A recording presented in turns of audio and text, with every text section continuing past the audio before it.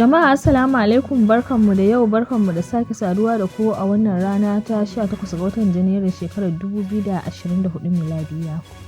Ga labaran na yau mai karantawa Karimatu Abdullahi mai Kano. Ministan Tsaro Muhammadu Badar Abubakar ya ce dokar Najeriya ta haramta biyan masu garkuwa da mutane kuɗin fansa.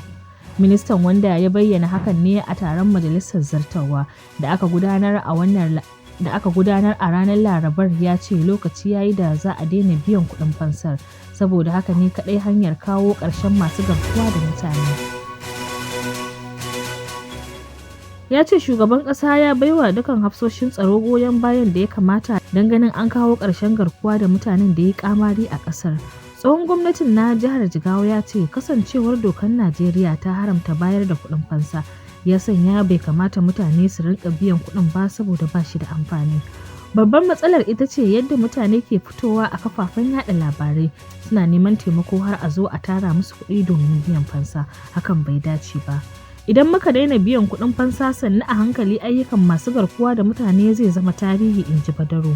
Dangane da yadda rashin tsaro ke ƙara ta'azzara a Abuja, babban birnin ƙasar, da kuma garkuwa da mutanen da ake yi a yankunan gefen birnin. Ayyukan da ake yi na korar 'yan bindiga a arewa maso yamma da arewa ta tsakiya shi yasa suke ta ƙaura da guje-guje.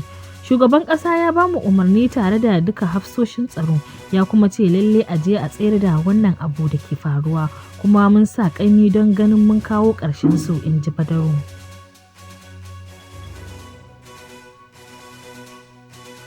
Wasu jami'an tsaron sa kai biyu sun riga mu gidan gaskiya, yayin da wasu 8 suka jikita sakamakon fashewar wani ban a ƙaramar hukumar Mafa da ke jihar Borno. Wata majiyar tsaro ta bayyana cewa lamarin ya faru ne yayin da jami'an sa kan ke gudanar da sintiri a tsakanin garin Mafa da Kwandiga a ranar Talata. Wakilinmu ya rawaito cewa a yayin sintirin ne jami'an tsaro suka taka wata nakiya da ake zargi mayakan Boko Haram sun binne akan hanya. Bayanai sun ce an garzaya da waɗanda suka jikkita zuwa asibitin koyarwa na jami'ar Maiduguri. Haka kuma a yammacin Talatar ne aka yi jana'izar jami'an biyu da suka riga mu gidan gaskiya, kamar yadda addinin Islama ya tanada. Shugaban ƙaramar hukumar Mafa, Honorable Gwani Wanibe, wanda ya halarci jana'izar, ya jajanta wa iyalan waɗanda suka riga mu gidan gaskiyar, tare da addu'ar Allah ya ji kansu da rahama. Sauran waɗanda suka halarci jana'izar sun haɗa da ɗan majalisar dokokin jihar Borno mai wakiltar Mafa, Hon Bala Ali Modu, da sakataren ƙaramar hukumar Mafa Alhaji Sale Bukar, da kwamandan rundunar sa kai ta CGTF a Mafa, da sauran al'umma. Shugaban ƙasa Bola Tinubu ya bayyana cewa gwamnatinsa za ta fara gagarumin shirin ilmantar da matasa a matsayin ɗaya daga cikin hanyoyin magance matsalar tsaro. Tinubu ya bayyana hakan ne a lokacin da ya karɓi bakuncin tawagar ƙungiyar musuluncin nan ta Jam'iyyatul Ansaruddin da ta kai ziyara fadar gwamnatin Najeriya ranar Talata a Abuja. Wannan da yana zuwa ne a yayin da ake ci gaba da samun karuwar satar mutane don neman kuɗin fansa da ke barazana ga babban birnin ƙasar, tare da wasu yankuna a arewa da ke fama da rikici. Tinubu ya yi Allah wadai da sace-sacen da aka yi a matsayin mummunan al'amari mai tayar da hankali da kuma mugunta. Ya kuma bayyana samar da ilimi a matsayin maganin matsalolin da ke tada hankalin al'ummar ƙasar. A cewar wata sanarwa daga mai magana da yawunsa a Duru Ingilela, babu wani makamin da zai yaƙi talauci da ya kai ƙarfin karatu, in ji sanarwar. Hukumomin tsaro suna aiki tare da tura dakaru don magance ƙalubalen da ake fuskanta nan da nan, yayin da kuma za a samar da dukkan abubuwan da ake bukata da tsare-tsare nan ba da jimawa ba domin ilmantar da matasan Najeriya. Tun dai jami'an tsaron Najeriya ke fafatawa da 'yan tawayen da ke tayar da ƙayar baya a yankin arewa maso gabas, baya ga ƙungiyoyin da ke ɗauke da makamai waɗanda galibi ke aiwatar da kashe-kashen da sace-sace a wasu al'ummomin yankunan karkara a arewa maso yamma da tsakiyar ƙasar. Kuna sauraron labarai daga Zinariya TV Plus da ke kan manhajar YouTube, kuma za ku iya bibiyar mu a shafukanmu na sada zumunta kamar Facebook, TikTok da Instagram. Akalla shaguna 100 ne suka kone a wata gobarar da ta tashi a tsakar dare a tsohuwar kasuwar Fanteka da ke garin Kaduna. Ganau sun ce gobarar ta tashi ne kafin wayewar garin Laraba a kasuwar Fanteka da ke kusa da harabar kwalejin kimiyya da ƙere-ƙeren Kaduna Polytechnic. Kasuwar Fanteka wadda ke kusa da gidan gwamnatin jihar Kaduna a unguwar Tudun Wada ta yi fice wajen kasuwancin kayan gini da ƙarafa dangoginsu da sauransu. Sakataren ƙungiyar 'yan kasuwar Fanteka Ibrahim Muhammad ya ce gobarar ta fi yin ɓarna a ɓangaren masu sayar da katako. Ibrahim Muhammad ya ce masu gadin kasuwar sun shaida mana cewa 'yan mintoci kaɗan bayan karfe 12 na daren wutar ta fara ci daga ɓangaren 'yan katako. Sai da jami'an hukumar kashe gobara suka zo daga jaji aka kashe gobarar da misalin karfe 5 na asuba. Shaguna sama da 100 ne suka kone amma yanzu dai ba za mu iya faɗan girman asarar da dukiyar da aka yi ba, in ji shi. Sakataren kungiyar 'yan kasuwar ya ƙara cewa ba a kai ga gano musabbabin tashin gobarar ba.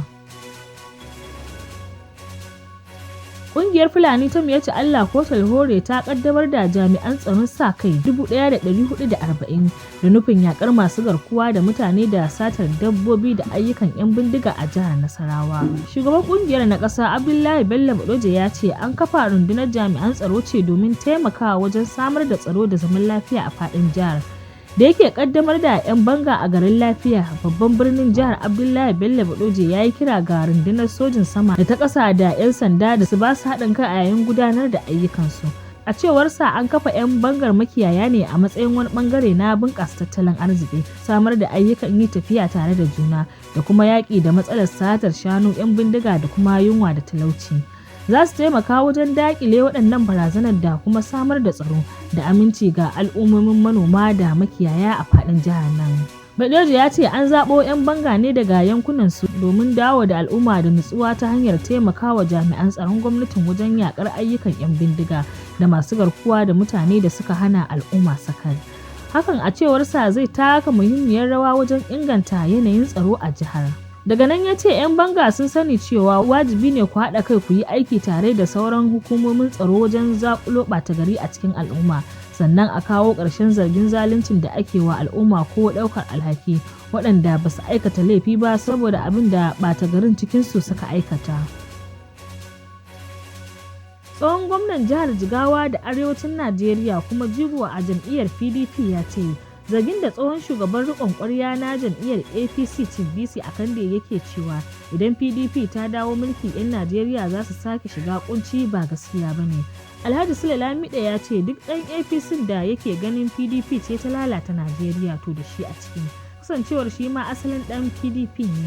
Sule Lamido ya ce ya yi mamakin kalaman BC Akande kan cewa PDP masifa ce, annoba ce, bala'i ce, azaba ce, amma duk da hakan an yi masa afuwa saboda tsoho ne. Ya ƙara da cewa amma kar ya manta kuma 'yan Najeriya kar su manta zaɓukan da aka yi a Najeriya na shekarun 1999 da 2003 da 2007 da 2011. Ƙuri'un PDP kaɗai sun fi na dukkan jam'iyyun.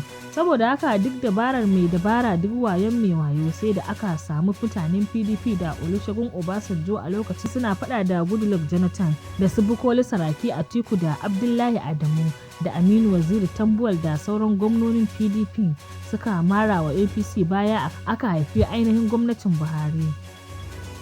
Kan batun da BC akan da ya yi cewar ɗan takarar shugaban ƙasa da ƙarƙashin jam'iyyar PDP Alhaji Atiku Abubakar na jam'iyyar NNPP kuma tsohon gwamnan Kano injiniya Rabi'u Musa Kwankwaso da na jam'iyyar Labour Peter Obi na yunkurin haɗewa domin PDP ta sake dawowa kan mulki domin sake jefa 'yan Najeriya cikin mawuyacin hali.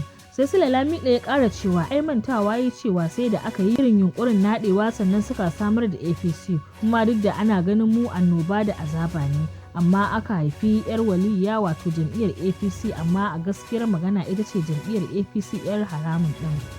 A ƙarshe Sule Lamido ya ce abin da BC ya yi babu laifi zai iya mantuwa, amma 'yan Najeriya su yi nazari da mulkin PDP na APC. Shin a yanzu a Najeriya an fi arziki ko zumunci ko walwala? A mulkin Buhari na shekara 8 kuma na Arewa an gagara kammala hanyar Abuja zuwa Kaduna. Wasu dai na ganin tunda jam'iyyar PDP ta rasa mulki ta gagara taka rawar da ya dace a matsayin 'yar hamayya domin dawowa karɓar iko. Sai dai Sule Lamido ya ce duka manyan 'yan jam'iyyar APC duka 'yan PDP ne, hannun dama ne yake faɗa da hannun hagu. Duk waɗanda zaka zaga kanka zaka yi wa, in zagi Abdullahi Adamu ko Amechi ko Mako ko Saraki ko Kwankwaso ko Ganduje. Muna jiran ra'ayoyinku game da waɗannan batutuwan. Ƙarshen labaran kenan a yau, ku biyo mu a gobe domin samun wasu ƙayatattun labaran. Tare da ni Karimatu Abdullahi mai Kano. Za ku iya bibiyar mu a kafar mu ta Facebook, Instagram, TikTok da kuma YouTube. Ku kasance da Zinariya TV Plus domin samun ƙayatattun shirye-shiryenmu masu ƙayatarwa.